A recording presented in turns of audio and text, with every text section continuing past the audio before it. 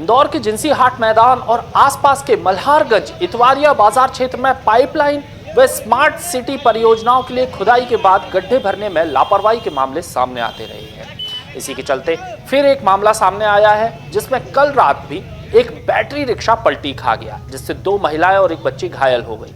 बता दें, स्थानीय रहवासियों और दुकानदारों ने पहले भी ऐसे काम अधूरे छोड़े जाने की शिकायतें की हैं, जिससे क्षेत्र में धूल, कीचड़ और आवागमन में परेशानी होती है। कई बार पाइपलाइन डालने के बाद सड़कों को वैसे ही छोड़ दिया जाता है या सिर्फ कच्ची मिट्टी मुर्रम डाल दी जाती है, जो बारिश में फिर से धंस जाती है। बता दें, पूर्व में जिंसी हाट मैदान को व्यवस्थित करने का स्मार्ट सिटी प्रोजेक्ट शुरू हुआ था, लेकिन 2 साल के भीतर ही वहां की स्थिति खराब हो गई और ओटले शेड टूट गए। काम समय पर पूरा ना होने से स्थानीय दुकानदारों और रहवासियों को भारी परेशानी का सामना करना पड़ा है। इंदौर के ट्रैफिक तौबा तौबा, जिधर भी जाओ परेशानियां मुंह बाएं खड़ी दिख जाएंगी। ये हालत शहर भर में बनी हुई है। इंदौर के मुख्य मार्गों को तो छोड़ो, गली मोहल्लों में भी ये स्थिति देखने को मिल जाएगी। स्थिति तब और बिगड़ जाती है जब आगे निकलने की कोशिश में गाड़ियां गुत्थम गुत्था हो जाती हैं और रास्ता पूरी तरह जाम। चले आपको ले चलते हैं इंदौर के जवाहर मार्ग, खजूरी बाजार और पंडरीनाथ सहित कई इलाकों में, जहां शनिवार शाम भयंकर ट्रैफिक जाम से जनजीवन अस्त व्यस्त रहा, जिससे कई किलोमीटर लंबी कतारें लग गईं और गाड़ियां रेंगती रहीं। इस ठसाठस भरे जाम के कारण इसमें एक एम्बुलेंस भी फंस गई, जबकि कई प्रमुख चौराहों से पुलिसकर्मी नदारद दिखे, जिससे वाहन चालक आपस में ही उलझते रहे। यह वीडियो इंदौर में लंबे ट्रैफिक जाम की स्थिति को दिखाता है। ये स्थिति सिर्फ शनिवार शाम की नहीं है, अक्सर इस तरह की स्थिति देखने को मिल जाती है। ऐसे में आप सोचिए, एम्बुलेंस के इस तरह फंस जाने से उसका पेशेंट की क्या हालत होती होगी, आप समझ सकते हैं। गुंडे बदमाश तो अपराध करते दिख ही जाते हैं, पर यही काम अगर वर्दीधारी करते दिखे तो विषय गंभीर हो जाता है। ऐसा ही एक गंभीर मामला इंदौर के छतरीपुरा थाना क्षेत्र से सामने आया है। इस क्षेत्र में तैनात एक आरक्षक पर कक्षा 10वीं की छात्रा से छेड़छाड़ और पीछा करने का आरोप लगा है। छतरीपुरा पुलिस को छतरीबाग इलाके में ही रहने वाली छात्रा ने बताया कि मंगलवार को वे कोचिंग जा रही थी। इस दौरान जयरामपुर कॉलोनी के पास आरोपी वर्दीधारी आरक्षक दीपक ने उसका रास्ता रोका, हाथ पकड़ लिया और घर छोड़ने की बात कही। पीड़ित छात्रा ने बताया कि इससे पहले भी वर्दीधारी यह आरोपी कई बार रास्ते में रोककर नाम पता पूछ चुका था और लगातार उसका पीछा कर रहा था। बाद में उसने पूरी घटना की जानकारी अपनी मां को दी। घटना की जानकारी मिलने पर हिंदू संगठन के लोग मंगलवार रात छतरीपुरा थाने पहुंचे और अधिकारियों से कार्रवाई की मांग की। इसके बाद पुलिस ने आरोपी आरक्षक से पूछताछ कर छेड़छाड़ की धाराओं में एफआईआर दर्ज की। इंदौर के द्वारकापुरी में नशेड़ी तिरुपति और उसके साथियों ने 17 साल के सूरज जामदार पर तेज धार चाकू से हमला कर दिया। बच्चे की पीठ पर गंभीर चोटें आई हैं। उसे माणिकबाग स्थित एबीपी अस्पताल में भर्ती कराया गया है, जहां उसे 40 टांके लगे। मुख्य आरोपी की गिरफ्तारी नहीं होने से परिवार और इलाके के लोग थाने पहुंचे। सूरज की मां ने मंगलवार रात बताया कि बेटा घर में लौट रहा था, तभी नशे में आरोपी उससे झगड़ा करने आ गए और हमला कर फरार हो गए। पुलिस ने बयान लेने के बाद एफआईआर दर्ज की है, लेकिन मुख्य आरोपी अभी तक पकड़ा नहीं गया है। परिवार का आरोप है कि इलाके में नशेड़ियों का आतंक बढ़ गया है। जिला प्रशासन होश में आओ, होश में आओ, होश में आओ। जिला प्रशासन होश में आओ, होश में आओ, होश में आओ। जिला प्रशासन होश में आओ, होश में आओ, होश में आओ। इंदौर के दूषित जल कांड से लोगों में आक्रोश बढ़ता ही जा रहा है। मौतों का आंकड़ा बढ़कर 30 हो गया है। हालांकि प्रशासन का दावा है कि स्थिति में काफी सुधार हो रहा है। बता दें, भागीरथपुरा के खूबचंद पिता गन्नू दास की दूषित पानी से मंगलवार को मौत हो गई थी। बुधवार को उनके परिजन ने अंत्येष्टि से पहले सड़क पर शव रखकर प्रदर्शन किया। वहीं दूसरी ओर बुधवार सुबह एक महिला लक्ष्मी रजक भी इस इलाज के दौरान अपनी जान गंवा बैठी। अब दूषित पानी से मौतों का आंकड़ा बढ़कर 30 हो गया है। दूसरी ओर इसी मामले को लेकर हाई कोर्ट की इंदौर बेंच में 17 जनवरी को सुनवाई हुई है, जो 2.5 घंटे से ज्यादा चली। सुनवाई के दौरान हाई कोर्ट ने सख्त रुख अपनाते हुए स्वतंत्र जांच के आदेश दिए। इसे लेकर रिटायर्ड जज सुशील कुमार गुप्ता की अध्यक्षता में आयोग गठित किया गया है।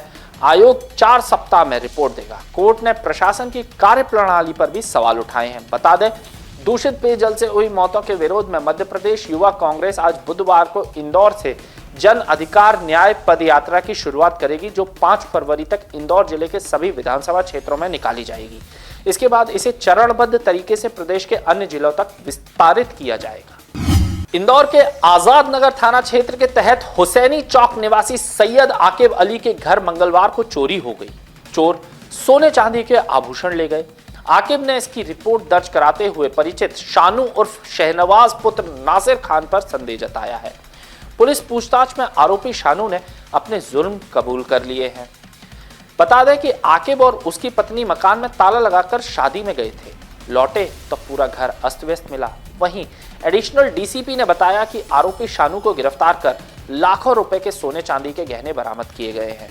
पुलिस अभी आरोपी से पूछताछ करने में जुटी हुई। शक में रहती है। वो अपना घर का ताला लगाकर एक शादी समारोह में शामिल होने के लिए गए थे। जब लौट कर आए तो देखा उनके घर का ताला टूटा हुआ था। अंदर की अलमारी में भी तो सोने चांदी के जेवरात थे वो भी गायब थे। तो इस पर से उनके द्वारा थाना आजाद नगर में चोरी की रिपोर्ट लिखाई गई थी। फरियादी की रिपोर्ट पर से थाना आजाद नगर की टीम के द्वारा लगातार सीसीटीवी फुटेज देखे गए। सीसीटीवी फुटेज के आधार पर एक व्यक्ति की पहचान हुई जो हुसैनी चौक के रहने वाला था, शानू शहनवाज खान। और जब उससे हिम्मत अमली से पूछताछ की गई तो उसके द्वारा चोरी करना एक्सेप्ट कर लिया गया। उसके कब्जे से सोने चांदी के जेवरात जब्त कर ली गई, जिसकी कीमत लगभग 9 लाख के करीब है। सारा मसरूका जब्त कर लिया गया है। इंदौर में चांदी की तस्करी कर मार्केट में बेचने वाले 2 युवक को पुलिस ने पकड़ लिया है। तलाशी के दौरान 1.5 करोड़ की चांदी पुलिस द्वारा बरामद की गई है। आपको बता दें, यह मामला इंदौर के अन्नपूर्णा थाना क्षेत्र का है, जहां पुलिस के मुखबिर द्वारा सूचना दी गई थी कि 2 पहिया वाहन पर 2 व्यक्ति भारी मात्रा में चांदी लेकर जा रहे हैं, जिसे वे सराफा बाजार में बेचेंगे। सूचना मिलते ही पुलिस ने मौके पर दबिश दी और 2 युवकों को पकड़ा, जिन्होंने अपने नाम सौरभ और पंकज बताए। जब उनकी तलाशी ली गई तो उनके पास से 46 किलो चांदी बरामद की गई है, जिसकी कीमत लगभग 1 करोड़ 50 लाख रुपए है। थाना प्रभारी ने इस मामले में बताया कि मुखबिर की सूचना पर वाहन की तलाशी ली गई थी, जिसमें भारी मात्रा में चांदी बरामद की है। इसकी कीमत 1.5 करोड़ के आसपास है। दोनों आरोपी सराफा बाजार में इसे बेचने के लिए जा रहे थे। जब इनसे बिल भागा गया तो इनके पास कुछ भी ऐसा दस्तावेज नहीं मिला। पुलिस सभी आरोपियों से पूछताछ करने में जुटी हुई है। ये कल की दोपहर की घटना है, 1:30 बजे की घटना है। थाना अन्नपूर्णा क्षेत्र का है। उस समय बीट में ड्यूटी करते हुए 2 आरक्षक लोग 2 लोगों को देखते वहां पे स्कूटी में ये लोग चल रहे थे। उसके बाद थोड़ा संशयास्पद लगने के बाद बीट की कर्मचारी लोग वहां पे पहुंचने के बाद उनकी स्कूटी चेक करते तो लगभग स्कूटी में टोटल 46.2 kg की वहां पे चांदी निकलते, सिल्वर की बार्स थे। उसके बाद उनको चेक किया गया तो उसमें टोटल उसका 1.5 करोड़ की आसपास की मोल लिखाई 46.2 kg की सिल्वर निकला। उसके बाद इनको पूछताछ करने के बाद इनके द्वारा कोई भी संबंधित दस्तावेज और कहाँ पे सप्लाई कर रहे थे उसके बारे में प्रॉपर जवाब नहीं दिए गए। उसके बाद इन लोगों को हम लोगों ने थाने लेके आ गए। 2 लोग उसमें शामिल थे, एक सौरभ सिसोदिया, ये भी इंदौर का रहने वाला है, दूसरा एक पंकज निमावत, ये भी इंदौर का ही निवासी है। इन दोनों के खिलाफ हम लोगों ने BNSS की धारा के 106 और 35(5) की धारा के अंतर्गत हम लोगों ने जब्ती की कार्रवाई की है।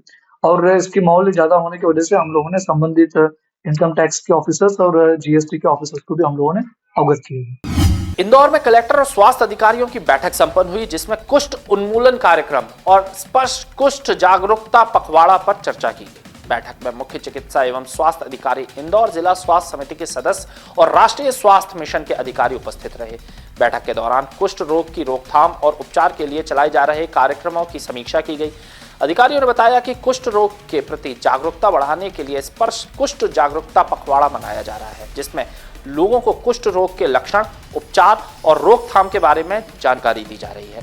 कलेक्टर ने अधिकारियों को निर्देश दिए कि कुष्ठ रोग के प्रति जागरूकता बढ़ाने के लिए व्यापक अभियान चलाया जाए और प्रभावित क्षेत्रों में विशेष जांच और उपचार शिविर आयोजित किए जाए। स्वास्थ्य समिति की बैठक में हमारा जो मेन उद्देश्य था वो यही था कि समय पर सभी लोगों को जो स्वास्थ्य सुविधाएं वो मिले और जो माननीय मुख्यमंत्री जी के निर्देशानुसार जो शासन की जो जनउपयोगी योजनाएं हैं, जिसमें हितकारी योजनाएं हैं, उनका लाभ सबको समय मिले। तो आज हम लोगों ने देखा कि कई जगहों पर ये है कि समग्र ID ना होने की वजह से या आधार नंबर डालने की वजह से जो गर्भवती महिलाओं का जो राशि होता है, कुछ लोग का पेंडिंग रहता है, जिसमें डिले होता है। तो हम लोगों ने उसको फोकस किया कि उसको टाइमली हो। तो इसलिए ये आज हम लोगों ने निर्णय लिया कि अस्पताल के जब वो अस्पताल में रहें उसी दौरान हमारी व्यवस्था ऐसी होनी चाहिए कि उन सब का लाभ, जितने भी कोऑर्डिनेशन है, चाहे वो ज़िला पंचायत से हो या नगर निगम क्षेत्र से हो, उनके सारे दस्तावेज सब कुछ आ जाने चाहिए और जब वो अस्पताल से डिस्चार्ज होकर जाएँ तो सारे लाभ उनको उस समय मिल जाने चाहिए। तो हम लोग इस पर अब काम करेंगे और हमारे यहाँ पर जो